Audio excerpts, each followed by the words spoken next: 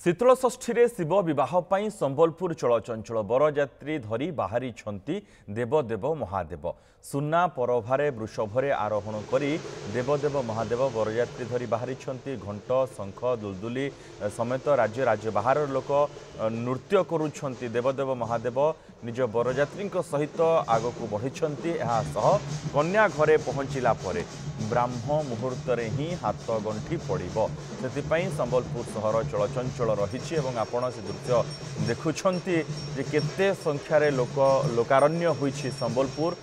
गुणमणि विश्वाल रही news 7 Sambalpur bureau chief ए संपर्क अधिक सूचना सहित गुणमणि वर्तमान दृश्य केमिति सेठी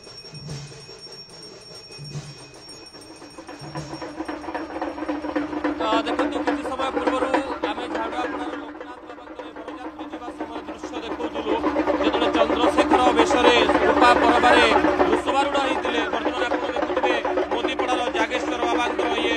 बरजात्री बिरदर पर बरजात्री बेशरे जाऊँगी बरजात्री होकर जाऊँगी परवेशरे जाऊँगी आप सीधासल दृश्य देखुए जागेश्वर बाबा ये बर्तमान कन्यागर को बरजात्री नहीं जाऊँगी जिते कहुए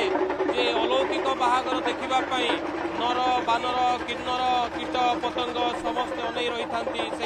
महार्घ्य मुहूर्त में सामिल होगापी निजको हजई दिखती गोटे भाग्य थिले ये बरजात्री सामिल होवार सुजोग मिले बोली जो कथा अच्छी आप देखुए डंबरू ठार आरंभ कर सब जिनस एपटे दुलदुली पछपटे चली आखि पाइबा जाए गोटे नृत्य गीतर आसर लोकनृत्य झुमुकुची संबलपुर केवल मोदीपड़ार जागेश्वर बाबा नुहति झाड़ुआपड़ार लोकनाथ बाबा नंदपड़ार बंबराड़ बालुंकेश्वर बाबा सबुठी एभली दृश्य आप देखा पाइबे ये चित्र ही कहूँ केते समृद्ध आम परंपरा केते समृद्ध आम ऐतिह्य ये तमाम जिनस वर्णना करुच्ची गोटे पटे जिते बरजात्री नहीं जाऊँगी समस्ते अनै बसचंती समस्ते हाथ टेकी कहते जे प्रभु ए धरापृष्ठ को शीतल कर दिंतु शीतल षष्ठी यह ही वार्ता रुए जिते शीतल षष्ठी हुए देवदेव महादेव देवी पार्वती बाहागर हुए से समय धरापृष्ठ शीतल हुए ये जो पर्वर महात्म्य रोचे ये पर्वर इतिहास रोचे ये पर्वर मार्मिक धारा रोचे ही बयान करुच्ची द्वितीय कथा हूँ सीधा सड़क देखुए जिते ये रूपा परबारे निजे मझिरे चंद्रशेखर विराजमान करुँच सुनावेश को चंद्रशेखर बेश बोली जिते अभिहित करा जाए आपड़ जानिथिबे जे जितेबाला संबलपुर में शीतल षष्ठी हुए सारा राज्यर नजर संबलपुर पर रही है आपड़ देखुए सीधा सड़क जिते बरजात्री बाहरुची घरे आउ संबलपुर कई ना सब राजरास्त बर्तमान ये बरजात्री सामिल करुँच निजकू एवं ये बरजात्री कन्याघर पर्यंत एम जाऊँच आम टे प्रतिक्रिया नवा जे यात्रा कमिटर सदस्य अच्छा बर्तमान कौन सबू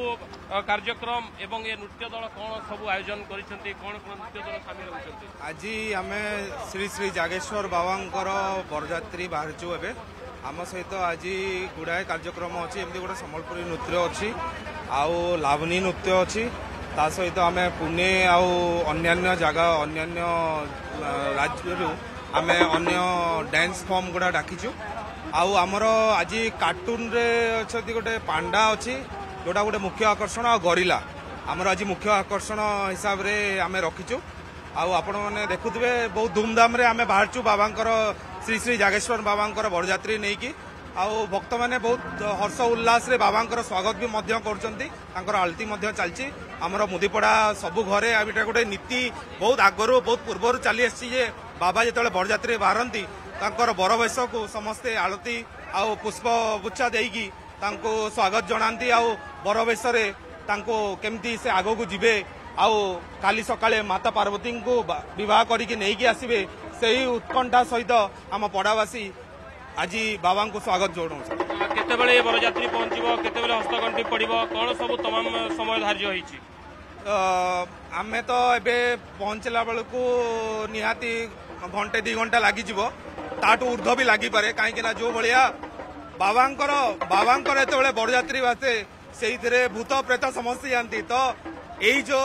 कलिजुगर बिल्कुल बिल्कुल देवदेव महादेवंकर